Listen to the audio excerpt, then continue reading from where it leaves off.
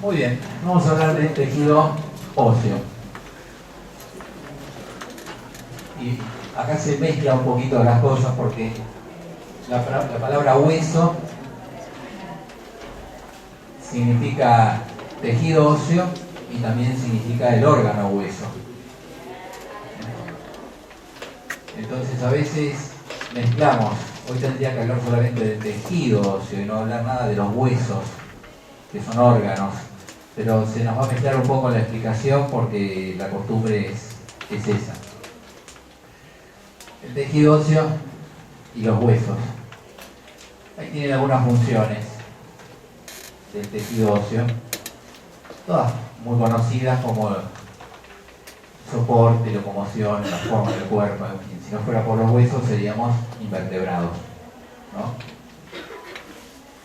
También tiene funciones metabólicas, como que es un gran depósito de calcio. Una función es muy importante. Los huesos son un reservorio de kilos de calcio, porque el calcio es un ion vital y proviene de la alimentación y no está en todos los alimentos. No es fácil comer calcio porque está en los lácteos, en algunos vegetales. Entonces la naturaleza, como es un ion tan importante, porque interviene en el impulso nervioso, interviene en la contracción muscular, entonces tenemos un reservorio de kilos de calcio en el esqueleto. Por eso muchas veces, cuando uno no come calcio, para que el cerebro y los músculos no se queden sin calcio, lo que se va deteriorando es el esqueleto, justamente para evitar que se quede el resto de los órganos sin calcio. Pero hay una función también muy importante del tejido óseo. Es un tejido muy importante para la reproducción. Ustedes dirán, me acabo de enterar, ¿el pene tiene hueso? No, por ese lado no es la cuestión. Pero es muy importante para la reproducción. Acá tenemos una fiesta prehistórica. Ahí están conversando, tomándose unos tragos. Y en esta reunión se van a formar parejas. Y se van a formar parejas basadas en el tejido óseo. ¿Por qué? ¿Qué va a formar esta parejita? Salió de esa reunión, se llevaron bien, en fin. ¿Qué le vio él a ella? ¿Y qué le dio ella a él para elegirse mutuamente? Se formó esta otra pareja. ¿Qué se vio uno al otro? Fíjense que tienen algo en común. ¿Vieron lo anterior? Tienen algo en común. Bueno, esta no es primitiva, es una pareja de ahora. Tiene algo en común con las parejas que mostré antes del hombre primitivo, porque esto viene de hace miles de años, desde el origen del hombre, y inclusive viene ya desde los monos antropoides. ¿Qué le ve el hombre a la mujer? ¿Qué le miró a la chica o el anterior? ¿Qué le miran ustedes a la chica? La forma. La forma. La morfología. La morfología. Específicamente, ¿qué les miramos? Eso es tan técnico. ¿Qué le miran? ¿Los hombres qué le miran? Estadísticamente hablando, y estos son estudios que son obvios y que se han hecho millones de veces, ¿qué le miran los hombres a las mujeres? Los hombres a las mujeres le miran las mamas y les miran los glúteos. Los ojos les miran vos. No te creo nada. Los hombres les miran las mamas y les miran las caderas. El hombre prehistórico ya miraba eso, Fíjense, la anterior. Y la mujer, las chicas, ¿qué le miran a un hombre cuando lo conocen? ¿Qué es lo primero que miran? ¿Qué miran? La estructura. La fuerza. ¿Te gustan los hombres musculosos? No. Bien. La billetera. Eso es más moderno. Es más moderno. Ahí no había billetera. ¿Qué le miran? Los hombres, las mujeres, los hombres es obvio que les miran las mamas y la cadera, es obvio. Las mujeres, ¿qué es lo que miran? ¿Qué es lo que hace que una mujer diga no a conocer a un hombre? Hay un factor que la mujer va a decir que no, que ese hombre no le interesa.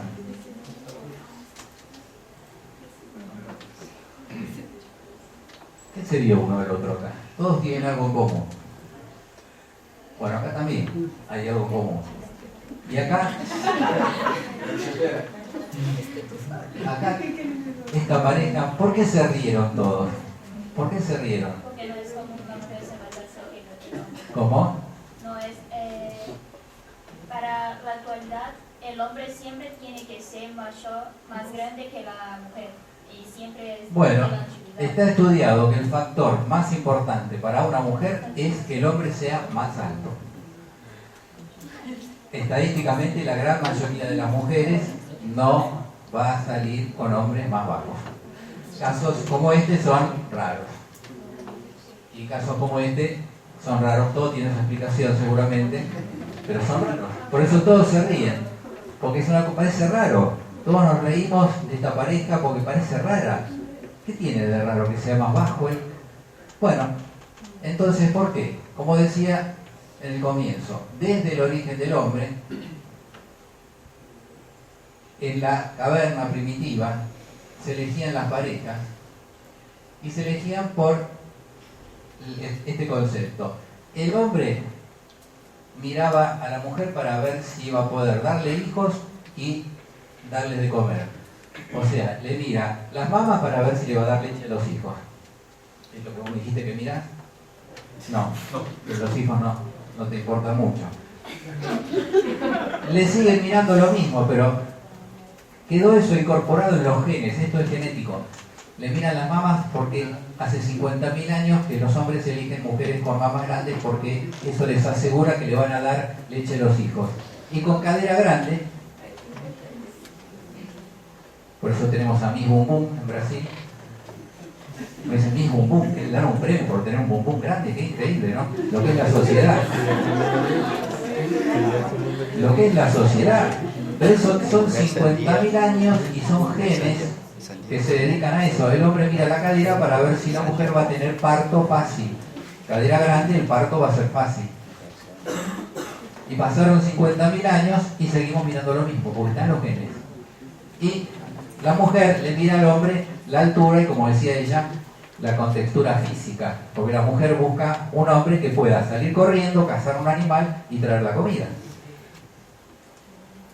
Y eso también está incorporado en los genes. Por eso nos produce tanta gracia ver una pareja así, donde ella no se fijó la contextura para ver si iba a poder traer la comida, se fijó en otra cosa para ver si iba a poder, porque ella evolucionó, está más evolucionada que nosotros. Ella también está más evolucionada, pero la mayor parte de las mujeres no, para buscar un hombre más alto. Le preguntan por qué y no saben por qué. Es algo genético, está en los genes. Por eso digo que el tejido óseo, que es el que da la estatura, es un factor importantísimo para la reproducción en la época primitiva. Hoy en día ya no tanto, porque el que tiene estatura baja aprendió a rebuscársela, ¿no? Aprendió cómo hacer para conquistar chicas igual y ha desarrollado otras habilidades en la evolución. El petizo. Muy bien. Entonces, vimos una definición del tejido óseo. Ya tenemos ahí una definición del tejido óseo. Vamos a ver después las clasificaciones del tejido óseo y vamos a ver las células. Las células del tejido óseo tienen los nombres igual que los demás tejidos. Es el prefijo en griego y latín, el prefijo que significa el tejido, y el sufijo que significa célula joven o célula madura. Célula joven y activa o célula inmadura. Es igual para todos los tejidos. En el caso de el tejido conectivo, fibroblasto, fibrocito, es la misma célula, fibroblasto es activo, fibrocito inactivo. En el tejido cartilaginoso, prefijo condro, condroblasto, condrocito. En el tejido muscular, prefijo mio, mioblasto, miocito. En el tejido nervioso, prefijo neuro, neurocito o neurona, que es lo mismo, y neuroblasto. En el tejido óseo, prefijo osteo, osteocito y osteoblasto. En el tejido sanguíneo, glóbulos rojos, eritrocito y eritroblasto, el precursor, el inactivo, el activo, eritrocito y eritroblasto. Entonces, en todos los tejidos es igual. Si le preguntan, ya sabiendo cuál es el nombre del tejido, ustedes ya dos células las tienen que sacar fácilmente y saber que una es activa y la otra es inactiva. Después tendrán que profundizar un poco más. Entonces, las más importantes son los osteoblastos, que sintetizan la matriz ósea, y el osteocito, que es la célula más madura, que es la que mantiene la matriz ósea. Y acá se agrega otro nombre, que es el prefijo clasto. El prefijo clasto significa destrucción. Clasto es destrucción. Había un aparato hace por ahí 80 años, 100 años, yo no llegué a conocer que se use, que era el craneoclasto, porque cuando el bebé quedaba atravesado en el canal de parto y no salía, habían encontrado la única solución antes que se muera la madre y el hijo, era cortarle la cabeza al bebé, sacar la cabeza en pedacitos y después sacar el cuerpo, por lo menos la madre no se muere. Y se hacía con un aparato que se llamaba craneoclasto, le trituraba la cabeza al bebé para poder salvar a la madre. Clasto, destrucción. Existía. Si revisan los libros de historia de la medicina van a encontrar cada cosa increíble que se ha hecho, ¿no? Los médicos son los más bondadosos del mundo y también pueden ser los más crueles del mundo con las cosas que hacen. Y en el tejido óseo tenemos una célula que se especializa en destruir hueso, que es el osteoclasto. En otros tejidos no hay fibroclasto, no hay mioclasto. Está en el tejido óseo. En el cartílago se discute si hay un condroclasto. Se discute. En el hueso sí está el osteoclasto. Después hay células progenitoras, eso hay en todos los tejidos. Y también hay unas células que se llaman células de revestimiento óseo, que son células de nutrición. Pero lo más importante es acordarse del dúo de células de cualquier tejido, cito y blasto, no se los pueden olvidar. Y acá también se agrega el clasto. Ahí los tienen, son difíciles de reconocer, salvo el osteoclasto, que tiene una característica muy especial y que es una de las pocas células multinucleadas. Es una célula con muchos núcleos, una excepción a la teoría celular que dice que cada célula tiene un núcleo. Esta tiene muchos, puede tener 150 núcleos, el osteoclasto. Así que se la ve fácilmente. Después el osteocito y el osteoblasto son difíciles de reconocer. Y el preparado de tejido óseo es un preparado muy complejo. Los osteoclastos entonces multinucleadas, acuérdense, células multinucleadas en el cuerpo humano. Hay muy poquititas. Los osteoclastos y la célula muscular esquelética. Son las dos células multinucleadas. Después, todas las demás células tienen un núcleo, algunas tienen dos núcleos que puede ser la célula muscular cardíaca, la célula cartilaginosa, puede tener 2 núcleos también, pero todas tienen uno. Y después hay células sin núcleo, que es el glóbulo rojo adulto de mamífero. El eritrocito de mamífero no tiene núcleo. Entonces ahí tiene toda la regla histológica de número de núcleos. Todas tienen uno. El glóbulo rojo adulto de mamífero, 0. Y el osteoclasto y la célula muscular esquelética tienen muchos. Entonces ahí ya pueden saber fácilmente, cualquier célula que les pregunte, cuántos núcleos tiene, le va a preguntar el profesor. Y ahí tienen la regla para saber el número. El osteoclasto es una célula muy compleja, es una célula que tiene toda una maquinaria para destruir hueso. El hueso es un tejido duro, es uno de los tejidos duros. No hay muchos tejidos duros en el cuerpo. Está el hueso y está el esmalte dental. Son tejidos duros. Como es un tejido duro, es muy difícil de destruirlo. Y el hueso se destruye permanentemente porque todo en el cuerpo, todos los tejidos, se van renovando todo el tiempo. Y el hueso también se va destruyendo y se va creando al mismo tiempo. Entonces la piel va cayendo y se va creando nueva. Lo mismo en el hueso. Y máxime todavía cuando la persona está en crecimiento, los huesos se están remodelando, están tomando forma. Y por eso necesitan células especializadas en comer hueso. Es muy complejo porque es duro. Estas células lo hacen perfectamente. Acá está toda la maquinaria, que no tiene mucha importancia y no se los preguntaría. Pero sí hay algo importante, que es esto, que cuando esta célula, que es el osteoclasto, come hueso, esto es hueso, este es el osteoclasto, ven que es una célula multinucleada. Cuando va comiendo hueso se forma un espacio entre el hueso y la célula que se llama laguna de Cauchy, o laguna de reabsorción o de resorción ósea. Laguna de Cauchy. Esos nombres propios hay que saberlos. Son típicos. Nadie le va a decir a un colega la laguna de resorción ósea, laguna de Cauchy. Ahí tenemos entonces el osteoclasto con varios núcleos, y ahí teóricamente está la laguna de resorción, que ahí no, la verdad que no se ve bien.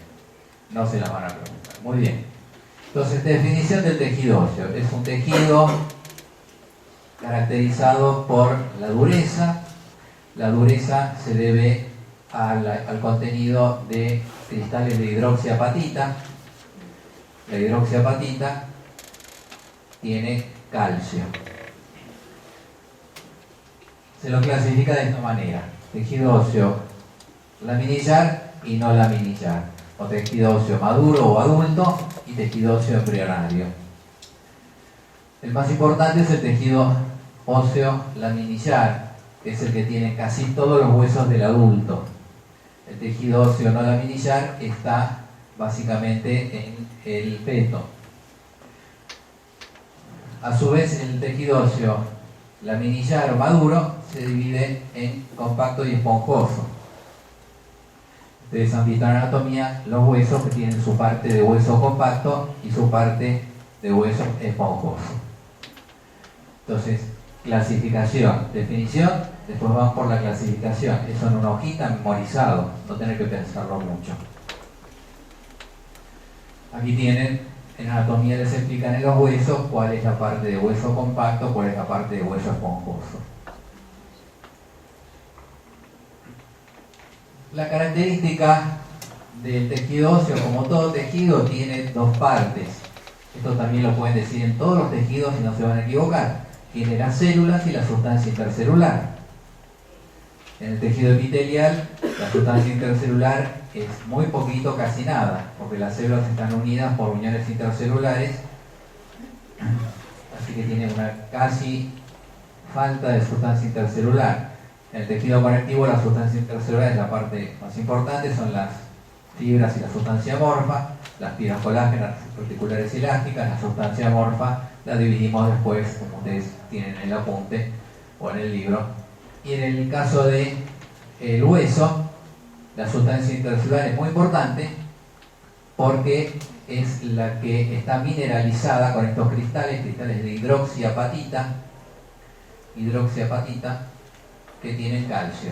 Y eso es lo que da la dureza del hueso, y el hueso es importante por la dureza. O sea, todo lo que estudiemos es para que el hueso sea duro. Todo lo que vamos a estudiar es para que el hueso sea duro a lo largo de toda la vida. No importa mucho las células, sino que el hueso tiene que tener su dureza por estos minerales. Después tiene, como cualquier otro tejido conectivo, pero no nos olvidemos que el hueso es un tipo de tejido conectivo, tiene colágeno, glucosaminoglucanos, proteínas, etc. Bueno, el hueso maduro, el hueso adulto, el que es el 99% de los huesos de un adulto, es un hueso que también se llama hueso laminillar, porque está formado por laminillas. Estos son laminillas, como una hoja de papel. Eso es una laminilla.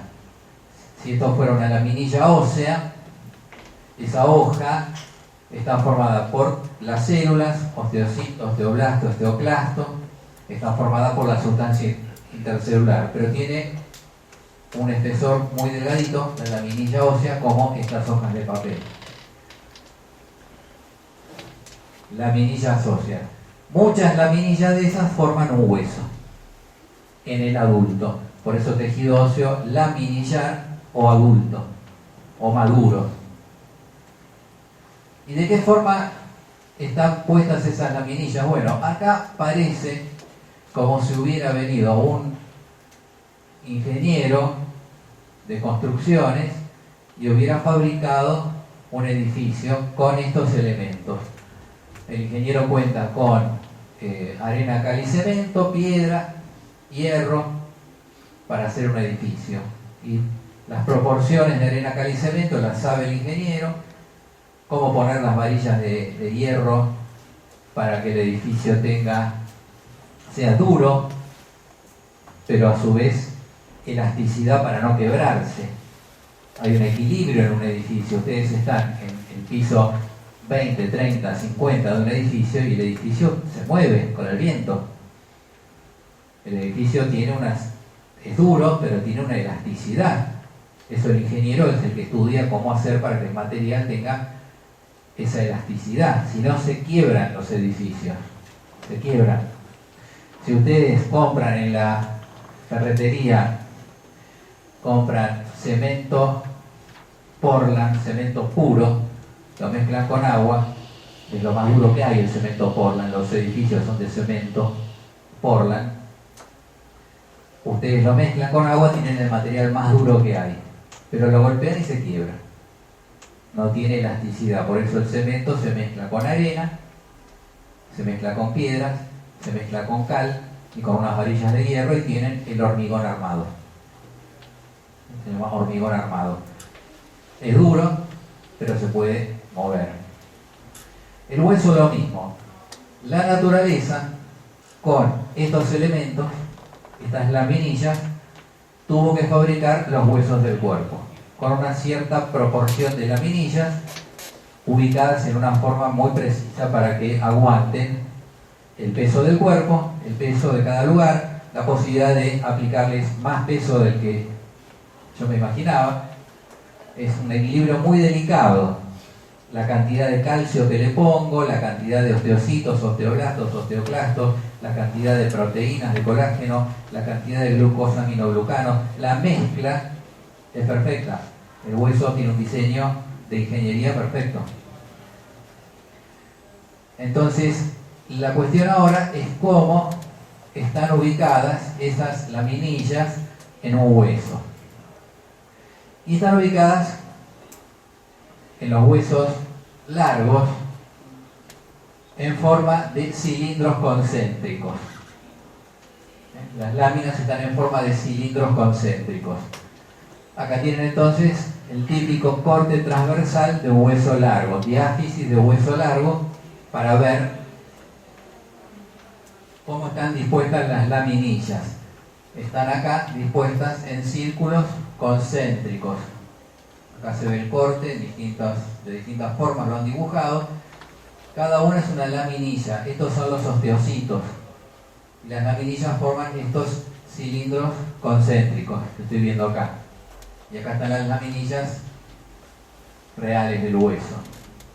Entonces, esos círculos concéntricos, cuando están totalmente formados, como se ve acá, se llaman osteón. Osteo, que significa hueso. Terminación on, que significa unidad. Por eso tenemos micrón, unidad chica, micro chico, micrón, osteón, nefrón, unidad del riñón, neurón le pusieron a la unidad del tejido nervioso, neurón o neurona, unidad. Unidad. En histología, unidad significa la mínima parte de un órgano que cumple una función. Eso es la unidad. También unidad significa la terminación mero. On en latín, mero en griego. Entonces tenemos palabras como sarcomero. Sarco quiere decir músculo, mero unidad. Monómero, el monómero de los hidratos de carbono, el monosacárido. Monomero, unidad de 1. Dímero, unidad de 2. Polímero, unidad de muchos o muchas unidades. En terminación mero, terminación on. Entonces, ¿cómo se llama? La unidad del tejido óseo adulto. Se llama osteón. También se le puede decir osteona. En distintos países, osteón u osteona. Esa es la unidad. Y también se lo llama sistema de Haber. Haber, el descubridor. Sistema de Haber, sistema habersiano, osteón, osteona, es todo lo mismo. Y es nada más que estos cilindros formados por las laminillas, y las laminillas formadas por las células y la sustancia intercelular. ¿Se va entendiendo? Muy bien, tenemos entonces estos cilindros. Estos cilindros recorren a lo largo el hueso. En el interior tiene un conducto. El cilindro es hueco. Este cilindro que se forma por las laminillas es hueco. Por el número 3, acá está marcada la parte hueca. Y esa parte hueca se llama conducto del osteón o conducto de Haber. Osteón o sistema de Haber, conducto del osteón o conducto de Haber. Y en ese conducto de Haber van las arterias del hueso. El hueso tiene irrigación, tiene sus arterias y sus venas. Las arterias van en forma longitudinal por adentro del osteón, por el conducto de Haber. Y también las arterias van transversales, comunicando un osteón con el otro, como se ve acá, por medio de estos conductos que son los conductos de Volkmann. Ahí están, conductos de Volkmann.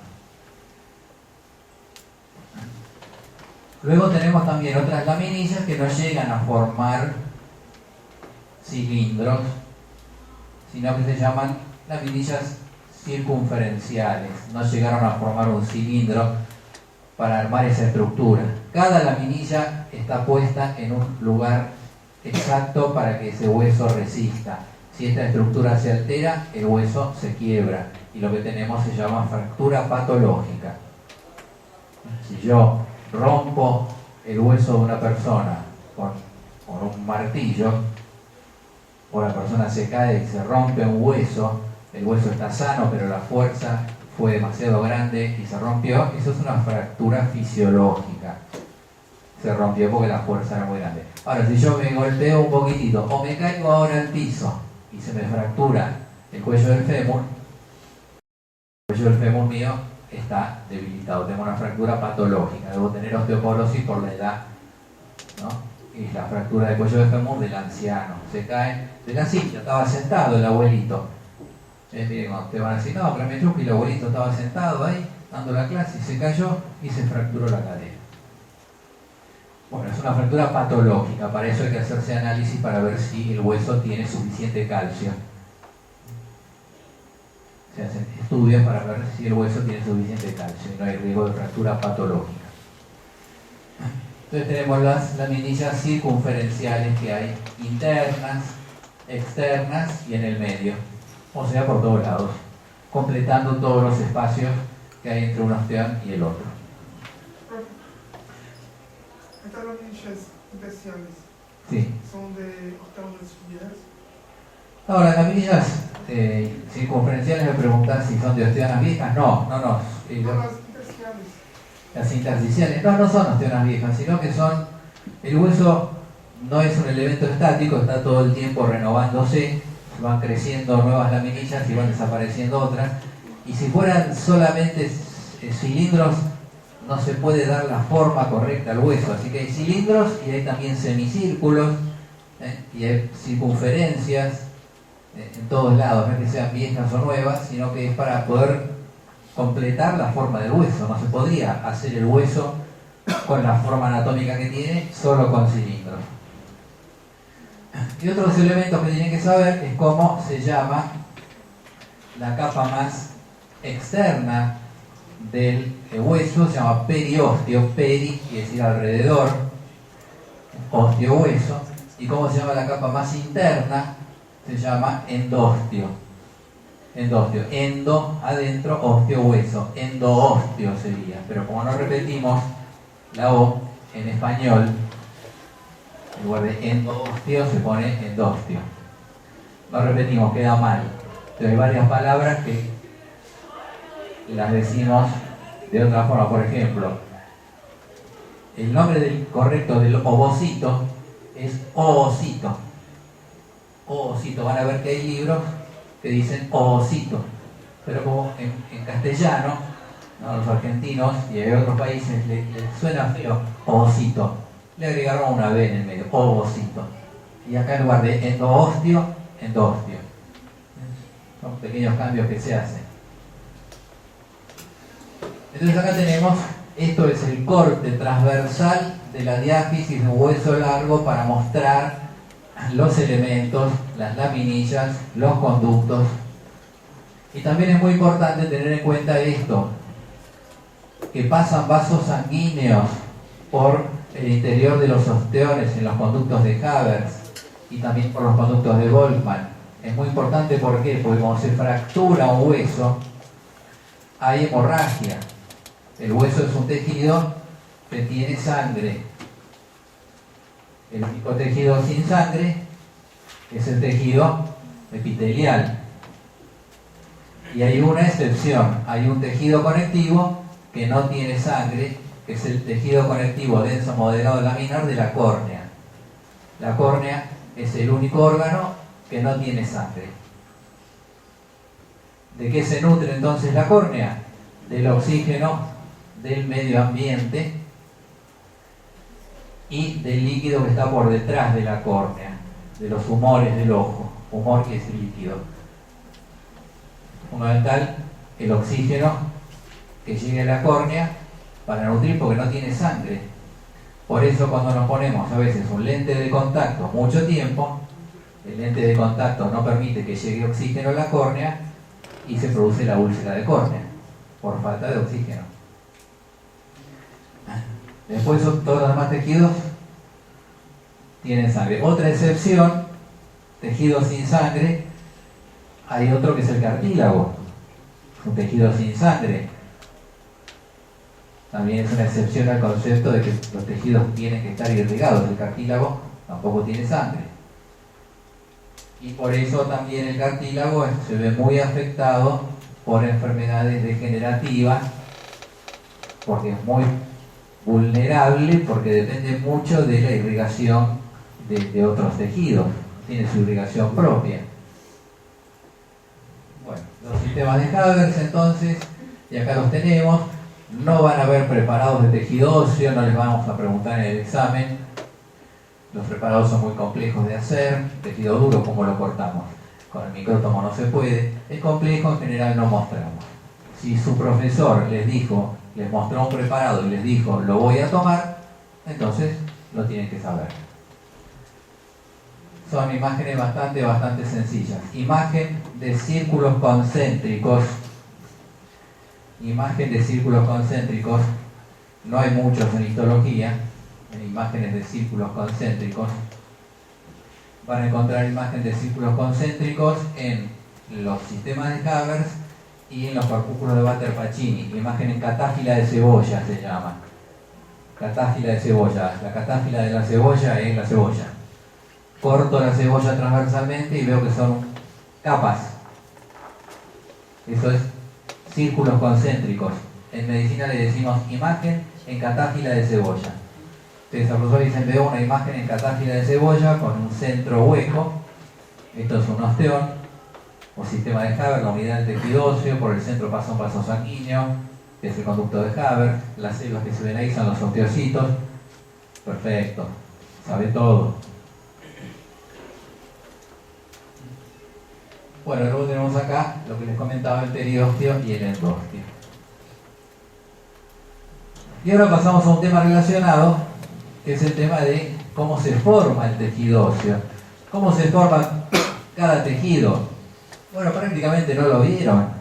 En el tejido epitelial, el conectivo, no lo vieron porque ¿cómo se forma? Bueno, por células madre. Es fácil en cualquier tejido. El tejido epitelial tiene sus células madre en la capa basal, las famosas células madre que ahora están tan de moda, que parece que pueden ser el futuro de la medicina en la curación de enfermedades. Pero el tejido óseo es distinto. Es más complejo, pero también tiene su explicación. La formación del tejido óseo se llama osificación. Y la dividimos en dos tipos: osificación directa o indirecta. Directa o intramembranosa sucede solamente en el cráneo, cara, clavícula y maxilar inferior. Eso sucede en el embrión, la osificación directa. ¿Y en qué consiste? Una placa de mesénquima indiferenciado se convierte en tejido óseo. Las células madre forman osteoblastos y se forma el tejido óseo directamente. De mesénquima a tejido óseo. Por eso osificación directa.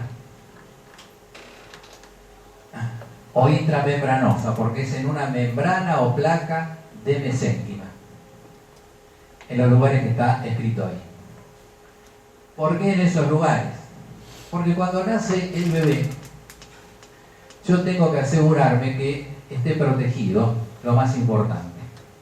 ¿Qué es lo más importante de un bebé? El cerebro. Entonces, el cráneo se forma directamente a partir del mesénquima. Apenas el bebé, apenas el feto ya empieza a su desarrollo y se empieza a formar el sistema nervioso, ya se forma el cráneo. Porque la osificación directa es rápida, es muy rápida. Así el feto en la panza de la madre ya tiene el cerebro protegido. Y así el bebé que recién nacido tiene el cerebro protegido. Ahora eso trae un problema a la naturaleza, al gran diseñador que hizo los planos del cuerpo humano, que cada uno tendrá su idea de quién es. Para mí ha sido la evolución, el gran diseñador que hizo los planos. Los que tienen sus creencias religiosas por ahí piensan que Dios es el que hizo los planos de cómo está construido cada animal. Pero el que hizo los planos se encontró ahí con un problema. Pero el problema lo resolvió. O sea, ¿cómo hago para que el cerebro, cuando sale un bebé, la mamá lo acaricia y el cerebro es como una gelatina, lo acaricia y ya lo dejó parapléjico, con el cerebro a la vista? Como esas películas extraterrestres que todos tienen el cerebro a la vista. No es posible. Estarían todos muertos. No tienen el cerebro protegido. Bueno, la especie humana tiene el cerebro protegido desde el feto. Pero eso me trae un problema. Porque la especie humana es muy rara. Es una especie donde, fíjense lo raro que es, que el próximo ser humano sale de adentro de la madre, de adentro del anterior. Lo vemos en una película de ciencia ficción y decimos, esto es alguien, qué estupidez. No. Es un diseño raro. ¿Por qué tiene que ser así? No se preguntaron nunca. ¿Por qué uno sale de adentro de la panza de la madre? Qué sistema raro, no había una forma más fácil. Tuvo que hacer así. No sé, es extraño. ¿Por qué no poner un huevo? Las mamás, algo más sencillo. Es complicado. Entonces, ¿qué pasa? Para que yo pueda sacar un bebé que tenga el cerebro ya protegido, me genera el problema de que cómo hace para salir por el canal de parto. ¿Cómo sale por la vagina? Si tiene una cabeza grandota y de hueso. ¿Se dan cuenta del problema? ¿Cómo se resolvió? Ustedes saben cómo se resolvió, han estudiado el cráneo ya. Bueno, con las fontanelas, claro, con las fontanelas para que se pueda apretar la cabeza del bebé, se deforma y no pasa nada, puede salir. Si no, no saldría nadie, si no fuera por las fontanelas, sería todo por cesárea. Entonces ahí resolvió ese problema. Pero las fontanelas después se tienen que cerrar. Así que ahí tenemos otro problema. Después, la cara, lo mismo para proteger las estructuras nobles que hay detrás de la cara. Tálamo, hipotálamo y demás. La clavícula para poder sostener los miembros superiores, tiene que ser de hueso desde el comienzo. Y el maxilar inferior para poder chupar, para poder alimentarse. Entonces, como que esos huesos, ¿no? En el plano decía esto hay que hacerlo rápido. Ahora es un hueso que no tiene laminillas, es un hueso muy desorganizado, no es un hueso lindo para verlo con el microscopio, todo desorganizado, rápido, fácil y hacémelo de hueso, yo digo, hacémelo de hueso como sea, osificación directa, intramembranosa, de mesénquima a hueso directo. La indirecta es mucho más complicada. ¿Por qué? ¿Por qué hay una osificación ahora indirecta? ¿No podría haber sido el mismo sistema para todo el cuerpo? Osificación directa. Y no, porque entonces la mamá tendría en la panza un bebé con todo el esqueleto completo y ahí sí que no sale ni de casualidad. Además, el bebé con el esqueleto solo con la cabeza y maxilar de hueso ya pesa unos cuantos kilos. ¿Cuánto pesaría si fuera todo hueso? La mamá tendría que ir arrastrando con una carretilla la panza. O sea, no funciona. ¿Comprenden? No se pudo hacer todo así. Era más fácil. El alumno pregunta, ¿pero por qué le hicieron tan difícil la osificación? Bueno, no fuimos nosotros. ¿Qué va a hacer? No se podía hacer el feto todo de hueso. No sale, es muy pesado. Y además, si lo hago todo de hueso, así como se formó el esqueleto, así queda, no puede crecer. Porque el hueso no tiene la posibilidad de crecer. Si lo hago de hueso, ya queda así. Entonces vino la osificación endocondral o indirecta. ¿Indirecta por qué? Porque es mesénquima en el feto que se transforma en cartílago y el cartílago después se transforma en hueso. El cartílago es un tejido que no es tan duro como el hueso, pero tampoco es tan blando como un conectivo no especializado. Es un intermedio. Entonces se hace el esqueleto de cartílago, con lo cual es más livianito, y el cartílago sí puede crecer. Se hace de cartílago, además no es tan frágil como el hueso, el cartílago no se rompe. Ustedes un hueso de pollo lo parten con la mano, lo doblan y se rompe. El cartílago del pollo, si lo quieren doblar, el cartílago de Franco, ¿no? Lo quieren romper, no se rompe. Entonces, también la naturaleza fue muy sabia. Si el bebé se cae de la cuna y es todo de hueso, se me rompe todo el primer día. Entonces, tiene mucho cartílago que no se rompe, es más flexible. Vienen los padres a la guardia desesperados porque el bebé se cayó de arriba de la mesa Y al bebé no le pasó nada, porque tiene su esqueleto con muchas partes de cartílago. Entonces, ahí tengo una osificación que es más complicada, porque primero hay que formar un molde de cartílago, lo que sería el esqueleto cartilaginoso del feto. Y además también, como les decía en clases anteriores, también hay que recordar, si uno quiere entender todo esto, es que en el origen embriológico del ser humano se cumplen las mismas etapas que en el origen de las especies. O sea, también es una cosa muy curiosa, pero yo les expliqué, en los 9 meses de embarazo sucede lo mismo que en los 4.000 millones de años de evolución, acortada en 9 meses.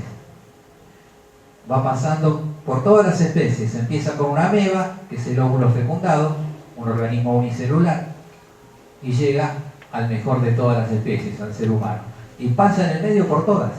Esa es la ley biogenética fundamental o la ley de Haeckel. Si uno sabe mucho de eso, hay que saber mucho. Si uno sabe mucho de eso, empieza a encontrar en qué etapa está pasando. Cuando el feto es todo de cartílago, en ese momento está en la etapa de tiburón. Son peces cartilaginosos. Peces cartilaginosos, todos los esqueletos de cartílago. Así que ahí la mamá tiene un pez cartilaginoso en la panza. Está en la etapa de pez cartilaginoso. Después va a seguir su evolución y va a aparecer el hueso reemplazando el cartílago. Tiburón, tubarao. Entonces, el modelo de cartílago se va reemplazando por hueso. Primero la diáfisis se transforma en hueso, después las epífisis se transforman en hueso, pero queda un pedacito de cartílago entre la epífisis y la diáfisis, que es el disco epifisario, que es el que va a permitir que el hueso crezca de largo, porque el hueso no crece, el cartílago es el que le permite crecer al hueso. Entonces, a lo largo del desarrollo se va transformando el cartílago en hueso, primero diáfisis, después epífisis, y después queda el disco epifisario, que se transforma en hueso aproximadamente a los 21 o 23 años, que es la edad en la cual ya no podemos crecer más de altura. Y para eso sirven los discos epifisarios. Y por eso a los chicos le hacen una radiografía de la muñeca, el especialista en crecimiento o el pediatra, para ver si va bien la osificación, para ver si tiene cartílago de crecimiento y si va a poder seguir creciendo, porque la mamá está preocupada porque el nene es petizo. Entonces lo lleva al pediatra, el pediatra le hace una radiografía de la muñeca y ahí está en el libro qué partes tiene que tener, qué huesos tienen que tener todavía disco epifisario, y con eso va a calcular cuánto va a crecer. Y como el disco epifisario está bajo control hormonal, el médico puede regular el disco epifisario y hacer que crezca más o que crezca menos. Y eso puede significar mucho para una persona. Por ejemplo, para Messi significó ser el mejor jugador del mundo porque estaba destinado a ser muy peticito, le dieron hormonas de crecimiento y creció. Si no, sería un jugador cualquiera, peticito, no tenía dinero para comprar hormonas de crecimiento, porque en ese momento era mucho más cara que ahora, sigue siendo cara. En Europa dijeron, vos jugás muy bien, te vamos a dar hormonas de crecimiento, y tienen su Messi. En Argentina no le querían dar hormonas de crecimiento, no tenía plata para pagarla tampoco ahí. En la historia de Messi y de tantos chicos que le dicen a mamá, soy el primero de la fila, soy petizo. Y bueno, nene, tu papá también es petizo. Bueno, pero no tiene nada que ver. El nene puede ser más alto si se le dan las hormonas que corresponden. Y si es más alto, de acuerdo a todo lo que estuvimos explicando al comienzo, tiene más chances de reproducirse, ¿o no? ¿O cambió eso últimamente? No, parece que cambió un poco. Bueno, entonces, ¿cómo es? Ahora viene el tema de, esto es un poco ya más técnico, es la parte donde ustedes se pueden complicar, la parte de cómo se transforma el cartílago en hueso. No es complicado. ¿Cómo se transforma de cartílago en hueso? Primeramente, esto es la zona de cartílago. Este es un preparado que es el preparado de osificación, que todos le tienen pánico, es muy difícil el preparado de osificación. No sé si se los van a preguntar, cada profesor le habrá dicho si va a preguntar preparado de osificación, realmente es difícil. Pero acá buscamos cartílago. El asunto es buscar la zona de cartílago. Como el cartílago es fácil de distinguir, ahí lo tengo. Entonces, lo primero que va a pasar para que este cartílago se transforme en hueso, esto todo hasta abajo era todo cartílago. Hace unos meses atrás, en este preparado. Es un preparado de falange, diáfisis de una falange. Hace meses atrás era todo cartílago. Ahora ya está cambiando. Acá quedó todavía un poquito de cartílago, que se llama cartílago de reserva. Ese va a quedar para poder seguir creciendo. Pero el cartílago, para transformarse en hueso, ¿qué tiene que hacer? Tiene que producir una enzima que es la fosfatasa alcalina.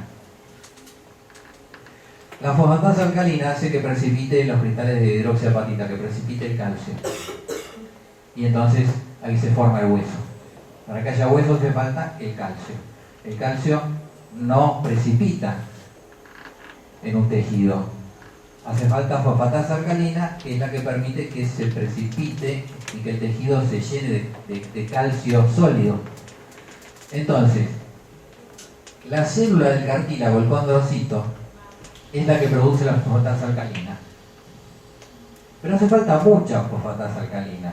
Entonces, lo primero que hace el cartílago es proliferar, o sea, zona de proliferación. Primero se reproduce para tener muchos condrocitos. Quiero mucho hueso. Entonces se reproducen mucho los condrocitos para tener muchas unidades formadoras de fosfatasa alcalina. Después se hipertrofian. Se hacen más grandes. También para producir mucho. Se hipertrofian.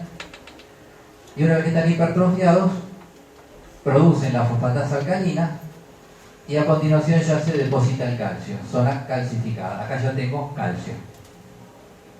Tengo cartílago, pero cartílago calcificado. Al calcificarse el cartílago, el calcio es impermeable, no permite el pasaje de oxígeno. Al calcificarse el cartílago, muere. Muere. Y cuando muere, va siendo reemplazado por hueso.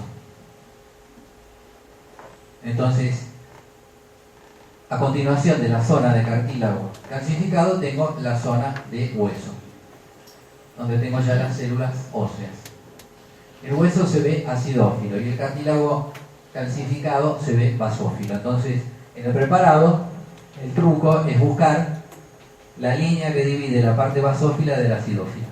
Uno encuentra esa línea y para un lado ya sabe las etapas, que son estas. Uno busca la línea entre acidófilo y basófilo, es esta línea, y uno ya conoce las etapas. Arriba es cartílago, abajo es hueso. Hueso que se llaman trabéculas. Y la parte de cartílago, uno va desde la línea media y se encuentra con las distintas etapas que dije recién. El cartílago de reserva, el de proliferación, que están las células puestas formando grupos isogénicos axiles, ¿se acuerdan? Grupos isogénicos, iso igual, génesis origen. ¿A partir de qué se origina un grupo isogénico? Alumno les pregunta en el examen, uno dice, uy, qué pregunta, qué libro. Grupos isogénicos, tienen el mismo origen. Eso a partir de un condrocito. De uno solo se forman varios, isogénicos. Y también los grupos isogénicos axiles se llaman pilas de moneda. Pila de moneda. Luego se hipertrofia, luego se calcifica y al calcificar se muere y quedan los pedacitos de cartílago ya con hueso y son las trabéculas óseas, que se dividen de distintos tipos: trabéculas primarias, secundarias y terciarias. Eso es un poco también de ejercicio de memoria. Trabéculas directrices, que son de cartílago, se ve basófilo, dije cartílago, las trabéculas primarias, que tienen mitad y mitad, las secundarias también, y las terciarias tienen solamente hueso, ahí ya está el hueso formado. Esto es un poco técnico, hay que memorizar las etapas, y si uno se equivoca en el preparado, por lo menos las etapas las sabe bien y no tiene problema. Bueno, alteraciones del crecimiento del hueso pueden producir enanismo o gigantismo. De este mecanismo tan preciso se puede alterar, podemos tener gigantes o enanos. El enanismo hay de distintos tipos, hay 3 tipos de enanos. Este es el enano armónico. El enano armónico es igual, la misma proporción que una persona normal, pero chiquitita. Los enanos son un caso extraño, la gente siempre le llama la atención y siempre se usan en el circo, en la televisión.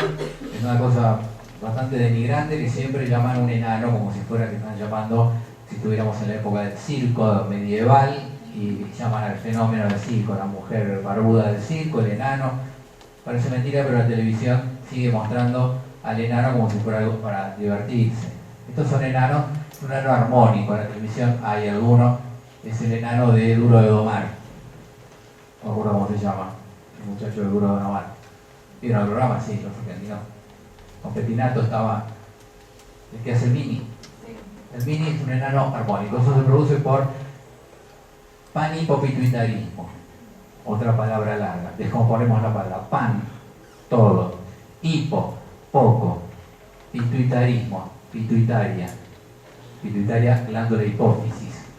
Panhipopituitarismo. Tiene toda la hipófisis disminuida. No le puedo decir eso al profesor o al colega. Che, tengo un paciente con toda la hipófisis disminuida en su función.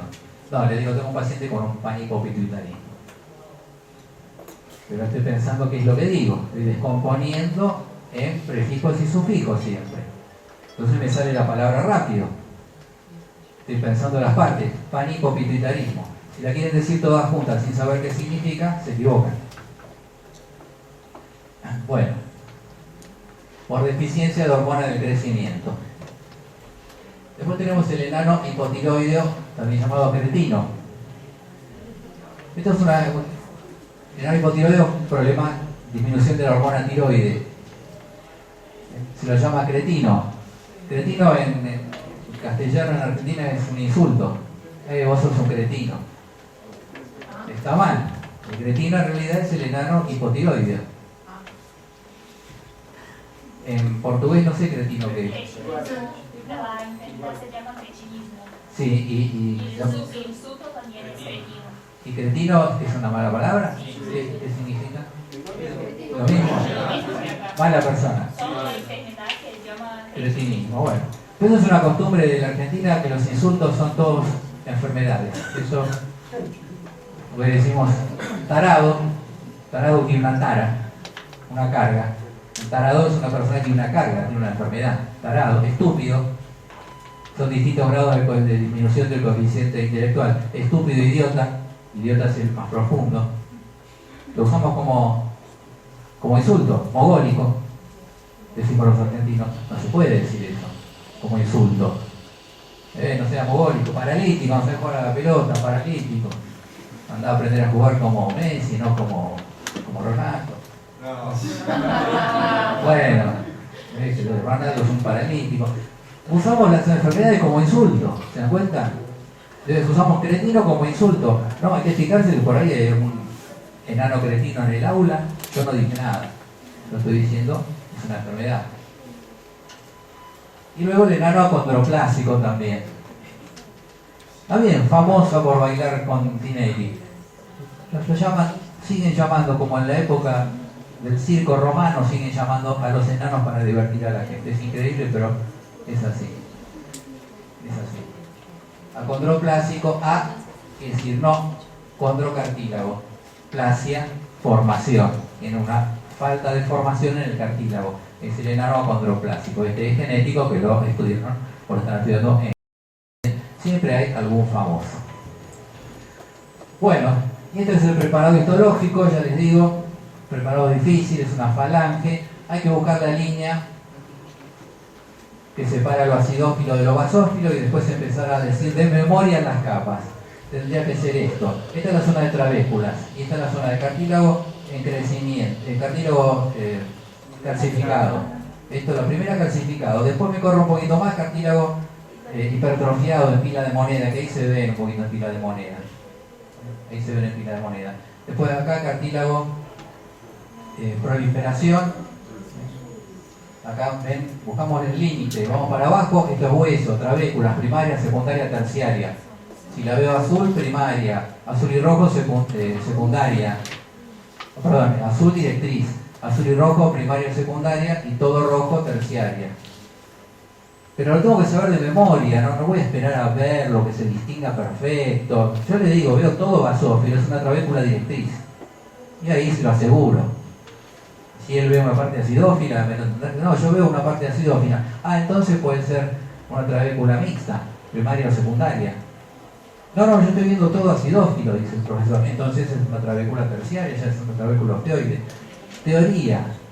No vayan a buscarlo en el preparado, porque se van a equivocar. Lo mismo con las zonas. Acá lo veo hipertrofiado, se ve muy bien.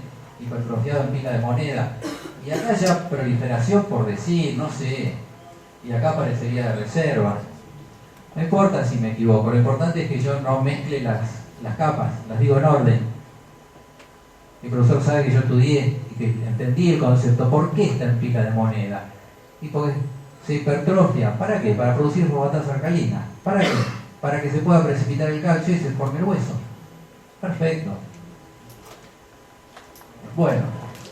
Y después podemos ver muchos preparados, pero es un preparado que no le va a gustar a nadie, un preparado difícil de dosificación. Esperemos que no se los tomen. Ven, esto es una trabécula directriz, esto es todo calcio. Pero acá veo pedacitos de hueso. Muy difícil que encuentres. Pues esta zona es directriz, esta zona es todo calcio, esta zona ya es mixta. Acá ya es mixta. Y así me puedo ir confundiendo, pero mientras sepa la teoría va a estar bien. Recuerden siempre eso, es teoría aplicada. Acá tengo un osteoclasto, que se ve bien la laguna de Cauchy. ¿Será un osteoclasto o no? Tendría que hacerle técnicas citoquímicas, tendría que tener muchos núcleos, yo acá veo uno solo, me parece que no es un osteoclasto. ¿Habrá otros núcleos ahí? Me parece que más bien un osteocito que quedó metido ahí. No estoy seguro, habría que hacer técnicas citoquímicas. Yo le digo la teoría, profesor. Veo una célula que podría ser un osteocito o un osteoclasto, pero un osteoclasto tendría que tener muchos núcleos. A lo mejor por el corte se ve uno solo. Nada es seguro acá sin hacer técnicas citoquímicas. Bueno, con eso terminamos con el tejido óseo. Semana que viene es el examen, así que no hay clase el martes. Y mucha suerte a todos.